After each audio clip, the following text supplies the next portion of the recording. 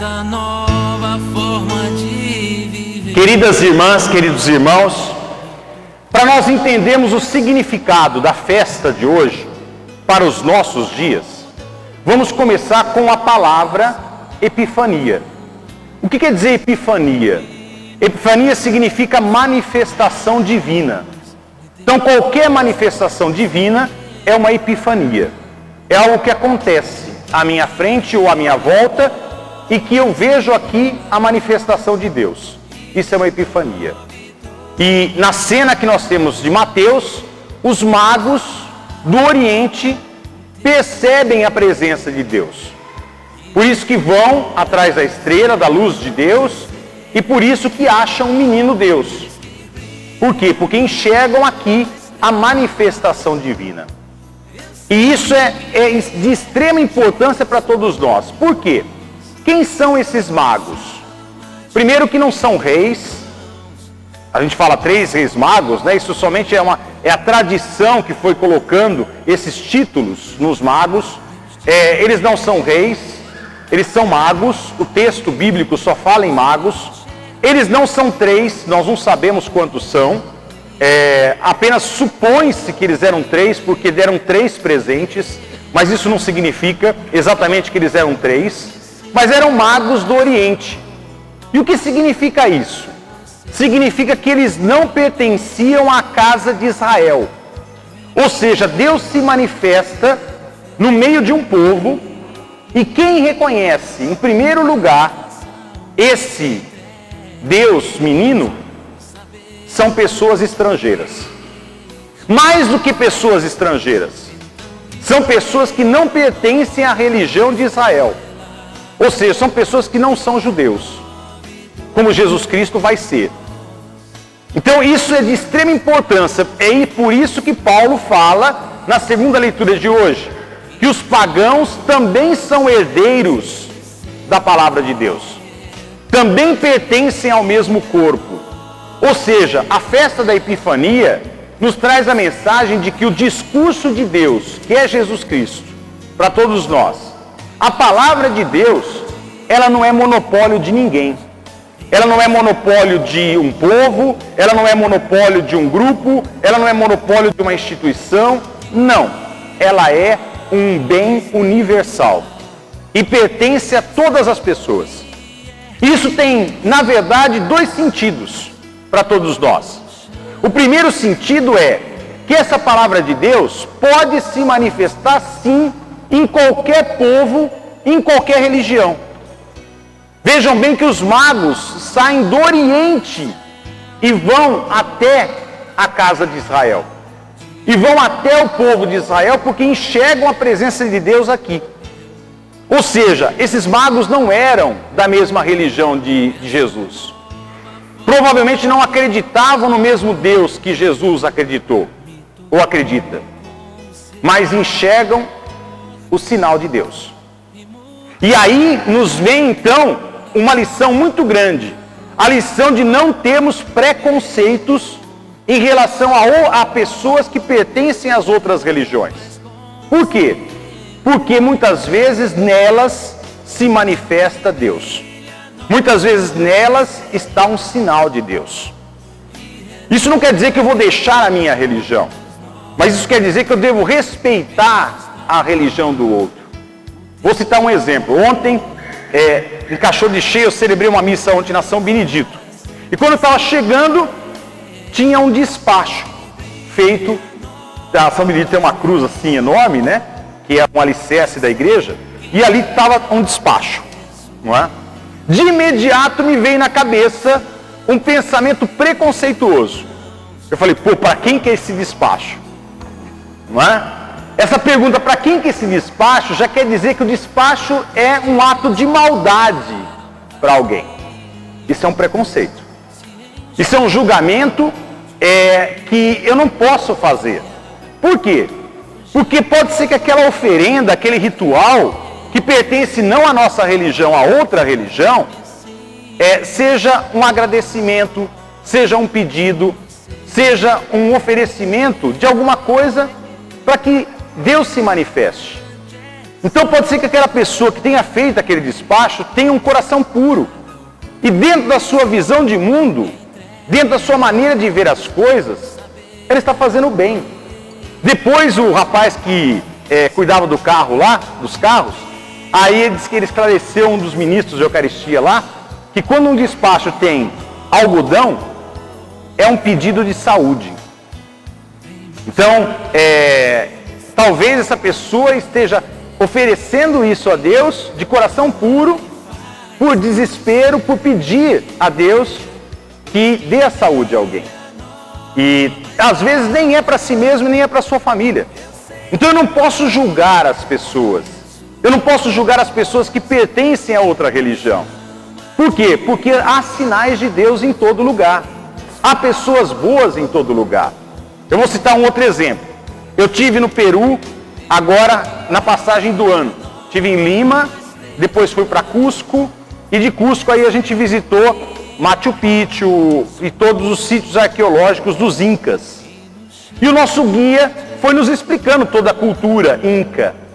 E entre outras coisas ele estava descrevendo a trilogia andina, que era um pouco da espiritualidade dos Incas. Os Incas também tinham a sua espiritualidade. Eles não eram sanguinários como os astecas, não. Eles não faziam sacrifícios humanos, tá? Eles lidavam muito com a natureza. E qual é a trilogia andina? A trilogia andina é a seguinte: eles têm 3 animais, ela é composta por 3 animais, e esses 3 animais simbolizam características que o Inca tinha que ter. O primeiro animal da trilogia andina era a serpente. E a serpente era símbolo de sabedoria. Era o símbolo da sabedoria. Então o Inca tinha que buscar a sabedoria. A sabedoria da natureza, a sabedoria da terra, a sabedoria do plantio, a sabedoria de cuidar da natureza e assim por diante. A sabedoria. O segundo animal da trilogia andina, que eu pude ver o animal, é uma pantera. É a pantera que eles têm por lá. É a onça deles. Só que a onça deles é uma pantera fantástica, é linda, maravilhosa, é um animal fantástico. Que simboliza o quê? A fortaleza. O Inca tinha que ser forte. Ele tinha que enfrentar os obstáculos da vida, como a pantera enfrenta. Ele tinha que ter a força divina dentro de si. E depois, então, o terceiro animal da trilogia andina era o côndor, que eu também pude presenciar, pude passar assim a mão nele. É uma ave enorme, gigante assim, e voa. E o côndor é a ave que voa tão alto como a águia dos europeus. Ela voa muito alto. E o que simbolizava isso para o Inca? Eu tenho que ser como a águia, como o côndor. Ou seja, eu tenho que ter um espírito elevado. Eu não posso ser mesquinho. Eu não posso ficar pensando em mesquinharias. Eu tenho que enxergar longe. Eu tenho que enxergar realmente os horizontes que Deus nos deu. E aí eu pensava comigo, se todo cristão buscasse a sabedoria, buscasse ser forte com a força divina, superando todos os obstáculos da sua vida e não ficasse com mesquinharias e realmente tivesse um espírito elevado, um espírito desprendido, um espírito que possa voar realmente. Aqui nós temos um sinal de Deus. Ou seja, ali quando o guia estava me explicando, eu estava vendo um sinal de Deus numa outra cultura. Então, outras culturas podem nos ensinar muito, podem fazer com que a nossa religião seja fortalecida. Porque também nós temos na nossa religião a sabedoria, nós temos a força do Espírito Santo e nós temos o Espírito elevado, que nós podemos cultivar na nossa religião. Então, os sinais de Deus eu posso enxergar em qualquer lugar. E eu não posso ser preconceituoso, porque a epifania acontece. E isso tem um outro sentido que eu falei. Tem 2 sentidos, não só o sentido de respeitar as outras religiões, mas o sentido também de levar às pessoas o discurso que Jesus foi. Ou seja, eu não posso privar ninguém da mensagem de Deus. Eu sou responsável por essa mensagem. E eu tenho que ser uma epifania de Deus aos outros. Eu tenho que ser uma manifestação de Deus aos outros. E aqui vem um outro sentido do texto de hoje. O que é ser epifania de Deus? O que é essa manifestação do menino Deus nos dias atuais? Eu não sei se vocês prestaram atenção, mas no evangelho de hoje nós temos dois personagens fundamentais e que representam uma escolha que cada um tem que fazer. O primeiro personagem são os magos, de um lado. Qual é o segundo personagem que aparece no texto de hoje? Herodes, exatamente, Herodes. É o segundo personagem. Então, de um lado nós temos os magos que estão à procura do menino Deus, estão à procura da epifania e vão encontrar essa epifania, vão encontrar essa manifestação de Deus.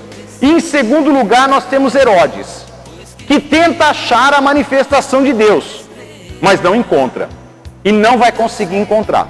Por quê? Qual a diferença dos dois? A diferença dos magos para Herodes é que os magos, eles têm a humildade de coração. Ou seja, eles procuram Deus de coração sincero. Eles estão procurando Deus como estrangeiros, numa terra estrangeira e numa outra religião. E Herodes não. Herodes, ele quer encontrar Deus, o menino Deus, para matá-lo. Essa é a intenção. E qual é a diferença aqui, no fundo? O ego de Herodes é enorme. O que interessa para Herodes é o poder. O que interessa para Herodes é tudo aquilo que Jesus vai contradizer. Tudo. Ou seja, é o poder, é a exploração, é o ego exacerbado. É isso que interessa a Herodes. Porque ele tem um ego exacerbado. Então ele não tolera que outra liderança surja. Ele não tolera que outra pessoa venha brilhar. Somente o seu brilho tem que acontecer. Ele não tolera que o outro possa ser. Por isso que ele tem que matar o outro. E essa é a escolha que nós temos que fazer.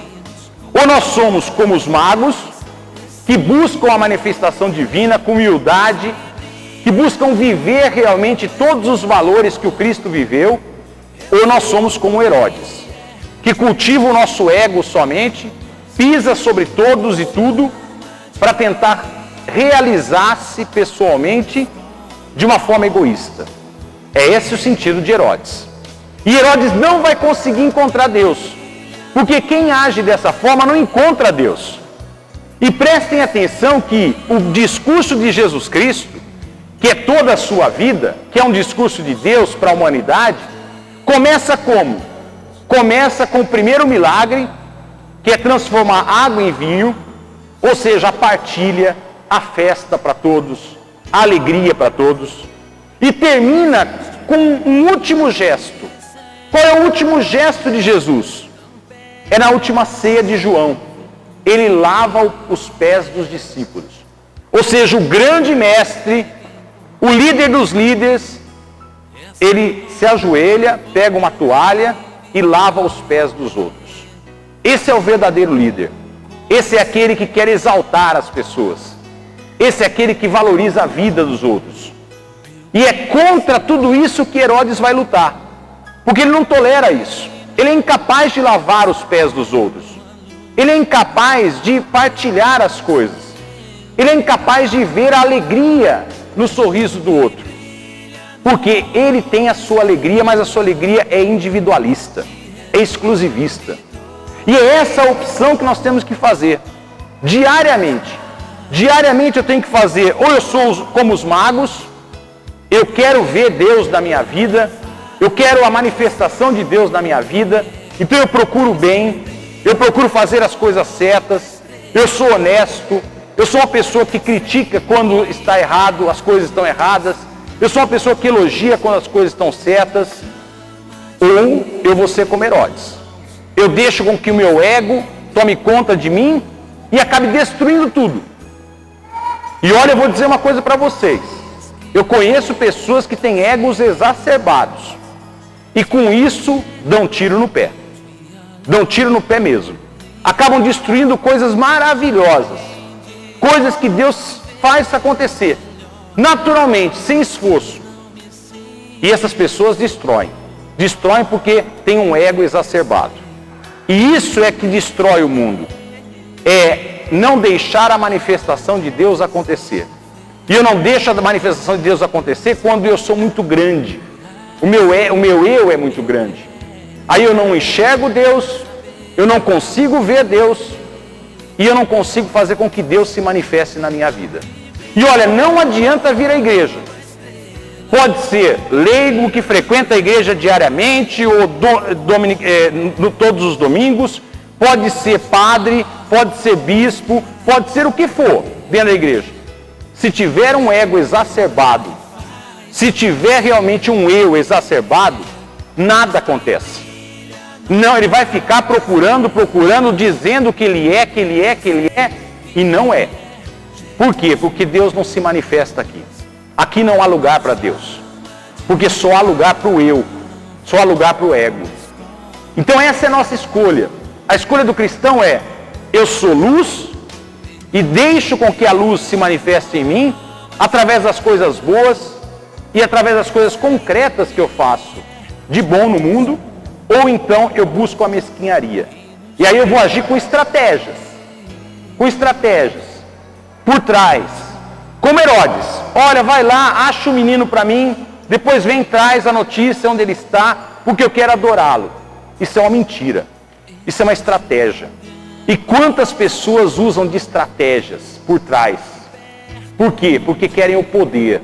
Não porque querem um mundo melhor. Porque querem ser exaltados. E não é esse o caminho de Deus. O caminho de Deus é a vida para todos.